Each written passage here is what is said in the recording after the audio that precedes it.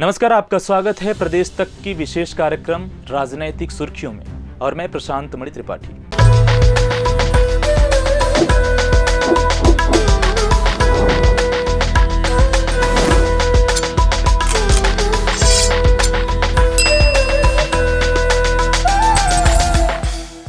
कर्नाटक चुनाव में कांग्रेस के कई दिग्गज नेताओं के नाम गायब। कर्नाटक चुनाव से पहले कांग्रेस पार्टी ने अपने सभी उम्मीदवारों के नाम घोषित कर दिए हैं। हाल ही में पार्टी ने अपनी 6वीं और आखिरी लिस्ट जारी की है। इसमें 5 प्रत्याशियों के नाम शामिल किए हैं। खबर के अनुसार मंगलुरु सिटी नॉर्थ से इनायत अली, रायचूर से मोहम्मद सलाम, सिडलघट्टा से बीवी राजीव गौड़ा, सीवी रमन नगर से एस आनंद कुमार और अरकलागुड़ से एचपी श्रीधर गौड़ा को टिकट मिली है। कर्नाटक में पहले चरण की वोटिंग 10 मई को होगी और 13 मई को नतीजे सामने आएंगे। कांग्रेस ने बुधवार को ही 40 स्टार प्रचारकों की सूची घोषित कर दी थी। इसमें पार्टी अध्यक्ष मल्लिकार्जुन खड़गे, सोनिया गांधी और राहुल गांधी जैसे कई दिग्गज नेता शामिल होंगे। कांग्रेस के स्टार प्रचारकों में भारत जोड़ो यात्रा में महत्वपूर्ण रोल निभाने वाले दिग्विजय सिंह का नाम भी नहीं था। इसके अलावा सचिन पायलट का भी नाम इस लिस्ट से गायब कर दिया गया है। जैसा कि आप जानते हैं, कांग्रेस पार्टी का वर्तमान समय कुछ खास अच्छा नहीं चल रहा है। पार्टी के अंदर कई बड़े उठापटक देखने को मिल रही है। ऐसे में कर्नाटक चुनाव को लेकर पार्टी कार्यकर्ताओं में अच्छा खासा उत्साह देखने को मिल रहा है। अब हम रुख करते हैं अगली खबर की ओर। कमलनाथ ने ऐसा क्यों कहा, शिवराज झूठ बोलने की मशीन। बीना में शिवराज सरकार पर गरजे कमलनाथ, कहा शिवराज झूठ बोलने की मशीन है। चुनावी दौर में मुख्यमंत्री शिवराज सिंह चौहान और कांग्रेस के कद्दावर नेता कमलनाथ के बीच आए दिन बयानों के तीर चलते नजर आते हैं। वार पलटवार की इस जंग में प्रदेश कांग्रेस अध्यक्ष कमलनाथ ने एक बार फिर मुख्यमंत्री शिवराज सिंह चौहान पर तीखा हमला करते हुए कहा, शिवराज सिंह चौहान ने बीना को जिला बनाने की 3 बार घोषणा की, परंतु अब तक उनकी घोषणा का कोई अता पता नहीं। इतना ही नहीं, कमलनाथ ने तो यहाँ तक कह दिया कि शिवराज तो घोषणाएं करने और झूठ बोलने की मशीन है।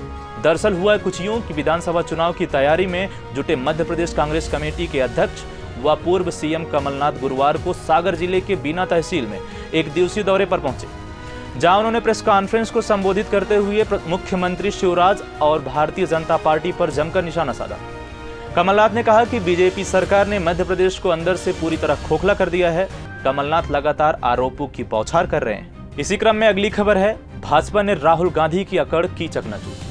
जब से सूरत कोर्ट के फैसले की यह खबर सामने आई है, तब से पूरे देश में बस इसी की चर्चा है। एक ओर जहां राहुल गांधी और कांग्रेस के समर्थक उनके भविष्य को लेकर चिंतित है, वहीं दूसरी ओर अन्य राजनीतिक दल इस फैसले से काफी खुश नजर आ रहे हैं। अब इस मामले में भारतीय जनता पार्टी के नेताओं का रिएक्शन भी सामने आने लगा है।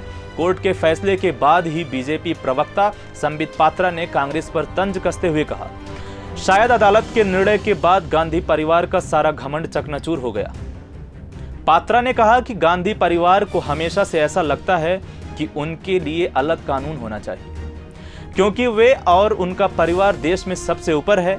इतना बड़ी पार्टी के नेता होने के बाद भी राहुल कहीं भी किसी भी मंच से बिना किसी जिम्मेदारी के हर कुछ बोलते थे। उनको इस बात का घमंड था कि वह गांधी परिवार के बेटे हैं, इसलिए कोई उनका कुछ नहीं बिगाड़ सकता। मगर सूरत की कोर्ट ने इस फैसले ने यह साबित कर दिया है कि कानून सबके लिए बराबर है। अदालत का यह निर्णय गांधी परिवार की हेकड़ी पर करारा तमाचा है।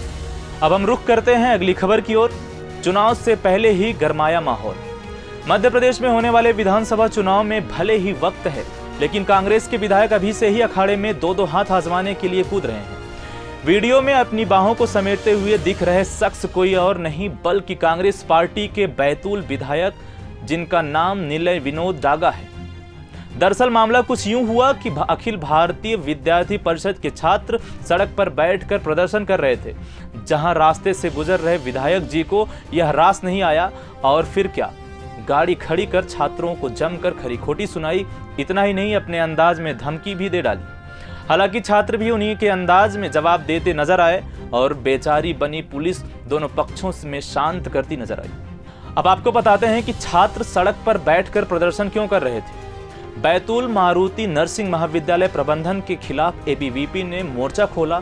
एबीवीपी कार्यकर्ताओं का आरोप है कि महाविद्यालय प्रबंधन द्वारा ग्रामीण क्षेत्र के विद्यार्थियों के भविष्य के साथ खिलवाड़ किया जा रहा है। लाखों रुपए फीस वसूलने के बावजूद उन्हें उच्च शैक्षणिक सुविधाएं उपलब्ध नहीं की जा रही हैं। इसके विरोध में सोमवार को एबीवीपी कार्यकर्ताओं ने दोपहर 12:30 बजे से 4 तक भोपाल नागपुर हाईवे पर चक्का जाम कर दिया। अगली खबर है कि जनगणना को लेकर हो रही बहस।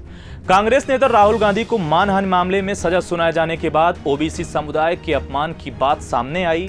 बीजेपी नेताओं ने इसे लेकर कांग्रेस को जमकर घेरा, मगर अब बारी कांग्रेस की है। इसके बाद राहुल गांधी ने मौके का फायदा उठाते हुए कांग्रेस विधानसभा चुनाव में जाति आधारित जनगणना का मुद्दा उठा दिया है। इसके बाद से सियासत के केंद्र में कांग्रेस ने कहा कि बीजेपी अगर वाकई ओबीसी समुदाय या दलितों के हितों को लेकर सोच रही है तो जातिगत जनगणना से क्यों डर रही है। कर्नाटक की चुनावी रैली में राहुल ने प्रधानमंत्री नरेंद्र मोदी को 2011 की जाति आधारित जनगणना के आंकड़े सार्वजनिक करने की भी चुनौती दी।